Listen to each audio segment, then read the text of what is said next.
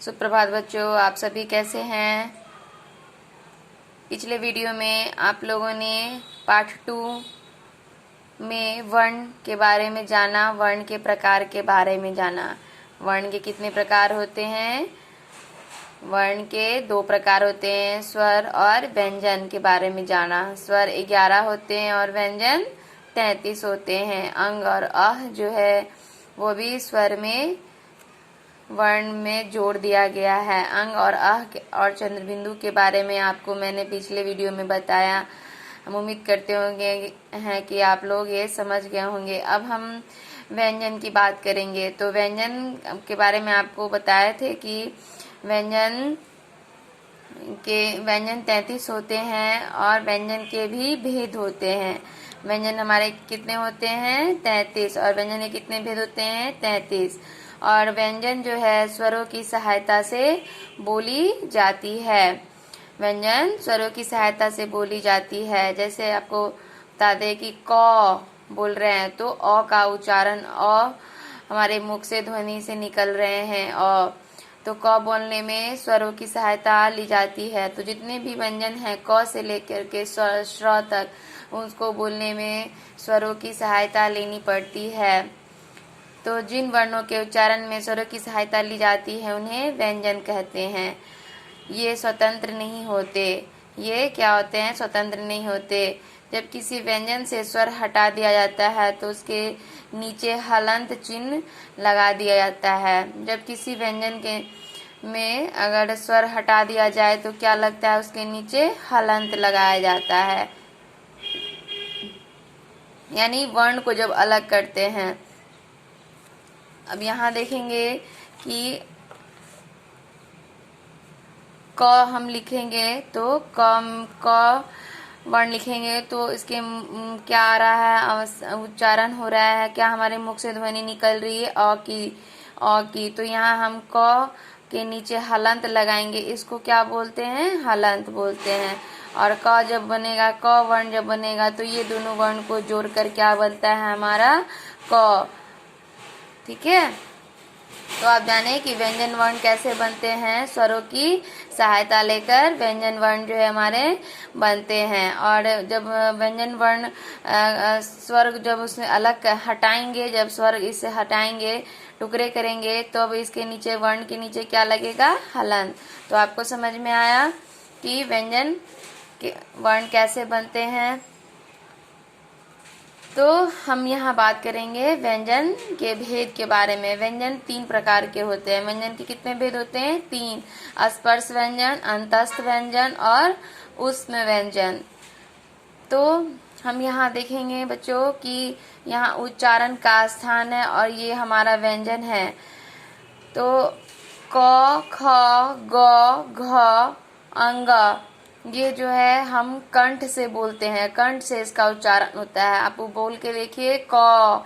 तो क जो है कंठ से बोला जाता है, इसको कवर्ग बोलते हैं। और तालु से जो बोला जाता है च, छ, ज, झ, य, ये चवर्ग होते हैं। और ये तालु जब हम बोलेंगे च, जब हम बोलते हैं च, बोल के देखिए च, तो क्या होता है? तालु हमारा जो है सटता है। जब बोले इस वर्ण का जब हम उच्चारण करते हैं तो तालु सटता है। और ट, ठ, ड, ढ, अण, ये ट वर्ग में आते हैं। और यह जो है मूर्धा से बोला जाता है। किससे बोला जाता है? मूर्धा। जब बोलते हैं तो मूर्धा जो है ट सटता है। ट, ठ मूर्धा से सटता है। मूर्धा से उच्चारण किया जाता है। त, थ, द, ध, न तवर्ग में आते हैं। और जब जब बोलते हैं तो हमारा दांत सटता है। त, थ, द, ध, न, तो ये दांत से उच्चारण किया जाता है। दांत के द्वारा ये बोला जाता है। और प, फ, ब, भ, म, ये प वर्ग में आते हैं।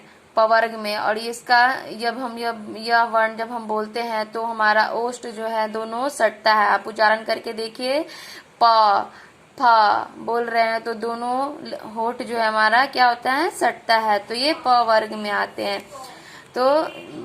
तो ये जो है कंठ, तालु, मूर्धा, दंत, ओष्ठ द्वारा जो वर्ण बोले जाते हैं वह स्पर्श व्यंजन में आते हैं। ये देखेंगे कि ये जो है कंठ, तालु, मूर्धा, दंत, ओष्ठ जो वर्ण बोलते हैं तो ये सब किस व्यंजन में आते हैं, स्पर्श व्यंजन में। अंतस्थ व्यंजन में य, र, ल, व ये अंतस्थ व्यंजन होते हैं, और उष्म व्यंजन जो होते हैं वह तलब श, मूर्धन श, दंत श और ह ये उष्म व्यंजन हैं।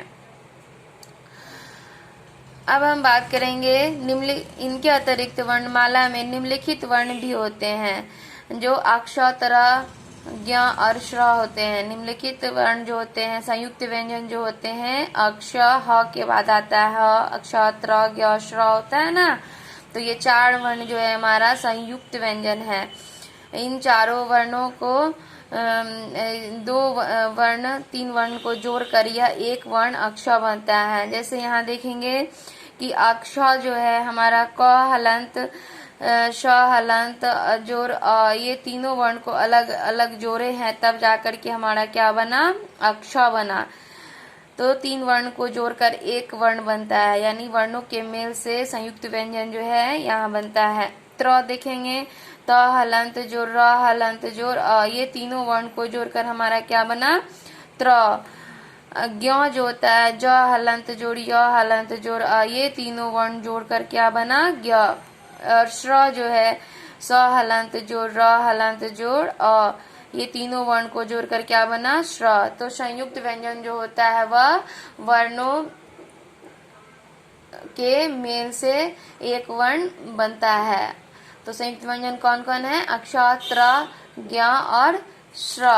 अब हम यहाँ द्वित्व व्यंजन जो होता है उसके बारे में बात करेंगे कि जब किसी शब्द में एक ही व्यंजन 2 बार, पहली बार बिना स्वर के तथा दूसरी बार स्वर के साथ मिलता है तो उसे द्वित्व व्यंजन कहते हैं। जैसे यहाँ देखेंगे कि मैंने लिखा बच्चा,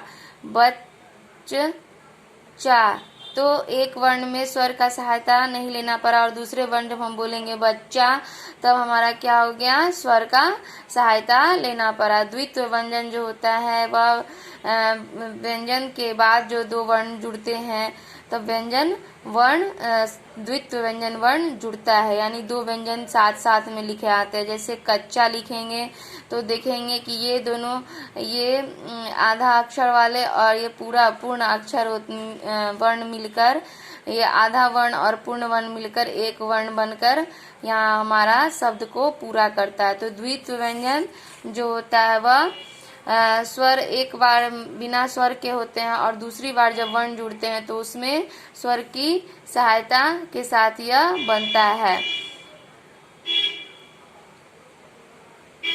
तो आप द्वित्व व्यंजन के बारे में जाने, अब हम जानेंगे मात्रा के बारे में। तो स्वर हमारे, आपको पता है कि स्वर हमारे कौन कौन है। तो स्वर हमारा जो है अ से लेकर के औ तक होता है। अ से लेकर क्या होता है, औ तक। अ, आ, हर्षी, दीर्घ ई, हर्षु, दीर्घ उ, ली, ए, आई, ओ, औ और अंग और आ क्या है हमारा, ये स्वर है, हमारा क्या है, स्वर है। और यहाँ देख रहे हैं कि ये सब जो लगा हुआ है हर्ष ई जब बोलते हैं तो हर्ष ई ऐसे लिखाता है, दीर्घ ई जब बोलते हैं तो ऐसे, हर्षु में ऐसे मात्रा लगता है, दीर्घु में ये ऐसे लगता है, री में ऐसे, ए में ऐसे लगता है वह मात्रा, और आई में ये दोनों एकले मिलकर आई बनता है, और ओ में ये एकले बनकर यहाँ दोनों एकले बनता है, और अंग में जो है अनुस्वार ऊपर लगता है, वर्ण के ऊपर लगता है। यहाँ देखेंगे बच्चों कि देखिए कि यहाँ मात्रा के चिन्ह दिए हुए हैं, आ, हर्षी, दीर्घी, हर्षु, दीर्घु, ये सब क्या है, हमारे मात्रा के चिन्ह हैं। तो ये जो है वर्ण हर्ष ई जो होता है वह वर्ण के पहले लगता है, और दीर्घ ई जो क्या लगता है, वर्ण के बाद में लगता है, और हर्ष उ वर्ण के नीचे लगता है, और दीर्घ उ वर्ण के भी नीचे लगता है, री जो है वर्ण के नीचे लगता है, और क के ऊपर, वर्ण के ऊपर एकले का चिन्ह होता है। यहाँ डबल एकले जो है यहाँ देख रहे हैं कि वर्ण के ऊपर लगता है। तो इसी तरह हमारा क्या है, वर्ण वर्ण तो हम कह सकते हैं कि स्वरों के चिन्ह को क्या कहते हैं, मात्रा कहते हैं। तो हम उम्मीद करते हैं कि आप इस वीडियो को ध्यान से सुने होंगे और समझेंगे। धन्यवाद।